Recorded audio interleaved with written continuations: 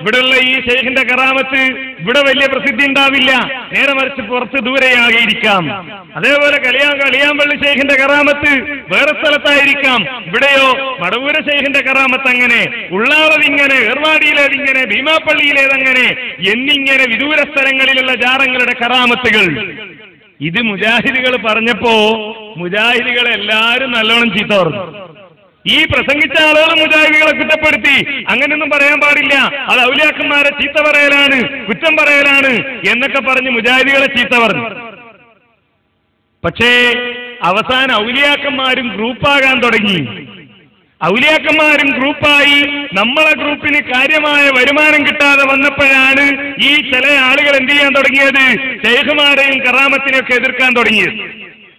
അങ്ങനെ എതിർക്കാൻ തുടങ്ങിയപ്പോ എന്തായിരുന്നോ മുജാഹിദികൾക്ക് കിട്ടിയത് അത് കാസിമിക്കും കിട്ടി. അത് കാസിമിക്ക് കിട്ടി എന്ന് ഞാനല്ല പറയുന്നത്, കാസിമി തന്നെയാണ്. അതും കൂടി നിങ്ങളൊന്ന് കേൾക്കുക.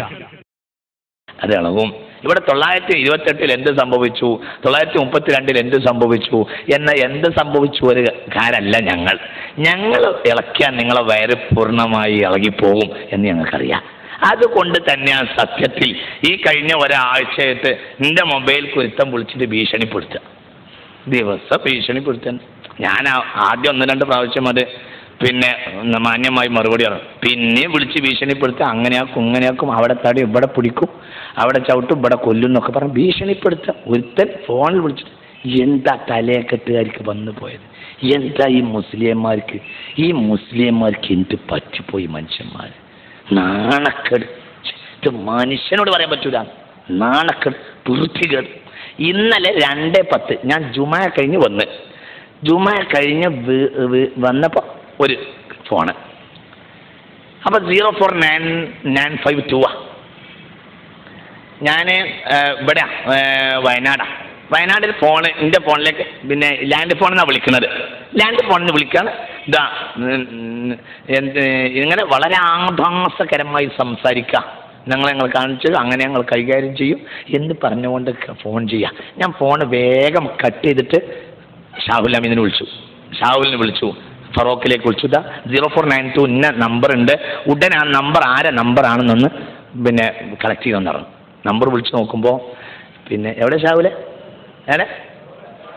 ഫറോക്ക് കോടമ്പുഴ AP നടത്തുന്ന ബൂത്തുന്ന തൊപ്പിട്ടല്ലേ, തൊപ്പിയും താടിയൊക്കെ ഉണ്ട്. ഇവരൊക്കെ ചവിട്ടാത്ത കാലെന്തിനാ മനുഷ്യന്മാരെ? എന്താ ഈ മനുഷ്യന്മാർ തലക്കെട്ടും തൊപ്പിടുകയും ചെയ്യുന്ന താടിക്കാരി കാട്ടിക്കൂട്ടുന്ന തമ്മാടിത്തരം? എന്തേ മനുഷ്യന്മാരെ ഇവർക്കൊക്കെ പറ്റിപ്പോയത്? എന്താ അവരെ ഉദ്ദേശം? ഒരു മനുഷ്യൻ പറഞ്ഞതിന് ശരിയല്ലെങ്കിൽ അതിന് വിമർശനാത്മകമായി മറുപടി അറിയാലോ, അല്ല? അത് യുവക്കലാണ്, അതിന് നിരീശ്വരവാദിയാണ്. അവർ സ്റ്റേറ്റ്മെന്റ് കൊടുത്താൽ അതിന് പകരം ആരോഗ്യകരമായി സ്റ്റേറ്റ്മെന്റ് കൊടുത്താൽ വിഷയം കഴിഞ്ഞല്ലോ. അല്ലെങ്കിൽ ഞങ്ങൾ എതിരിടാനുണ്ട്, ഞങ്ങളുടെ കയ്യിൽ ആരോഗ്യകരമായ നിയമങ്ങളുണ്ട്, ഒന്നും കൂടി വാ നമുക്ക് ചർച്ച ചെയ്യാലോ എന്ന് പറയാലോ. എവിടുന്നാ ഇവരൊക്കെ ഇറങ്ങിയത്? നിങ്ങൾ ആലോചിച്ചു, ഈ കൗമിൽ നിന്ന് അള്ളാന്റെ ദീൻ ഉണ്ടാവും തോന്നുന്നുണ്ടെങ്കിൽ കാലയൊക്കെ തൊപ്പിട്ടവർക്ക് മാന്യത. എന്താ ഇവരെ വിചാരം? അല്ല എന്താ ഇവരെ ഉദ്ദേശം? അല്ല ഇവരെ പിടിച്ചു കെട്ടണ്ടെന്നാണ് നിങ്ങൾ പറയുന്നത്? എന്തിനവർക്ക് വരളകണ്ട ആവശ്യം? എന്താ റഹ്മത്തുള്ളത് പറയുമ്പോൾ ഇവിടെ പലരും രാവും പകലൊക്കെ എതിർക്കണ്ടല്ലോ. എന്താ റഹ്മത്തുള്ള പറയുമ്പോൾ മാത്രം ചൂടാവേണ്ട ആവശ്യം എന്താ? അപ്പൊ അതിലുള്ള ചില കാര്യങ്ങളൊക്കെ മനസ്സിലാവുന്നുണ്ട്.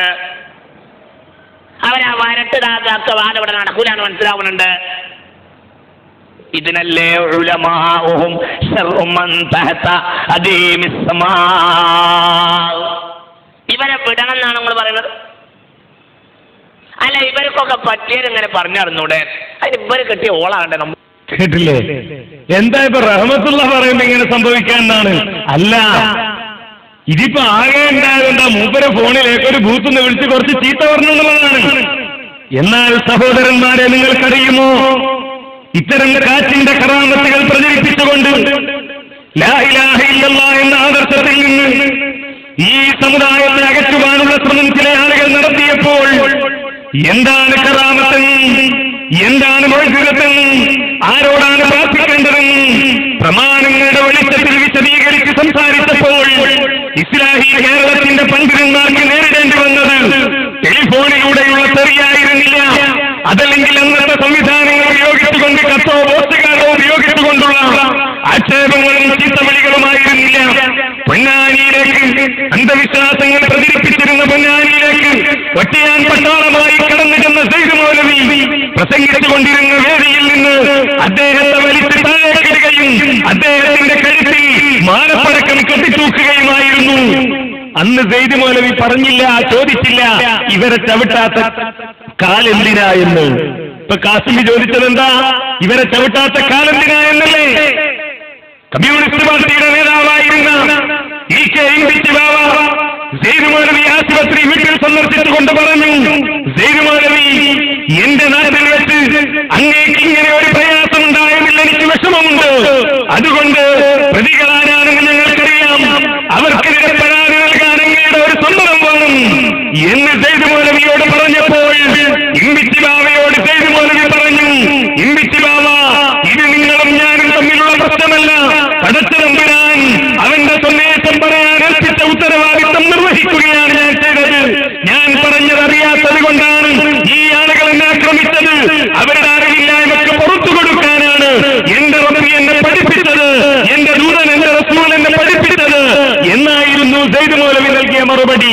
അത് ഇസ്ലാഹി പ്രസ്ഥാനത്തിന്റെ ചരിത്രമാണ്, അല്ലാതെ പിടിച്ചുകെട്ടാൻ നടക്കുകയല്ല, ചവിട്ടാൻ കാല് നൽകുകയായിരുന്നില്ല.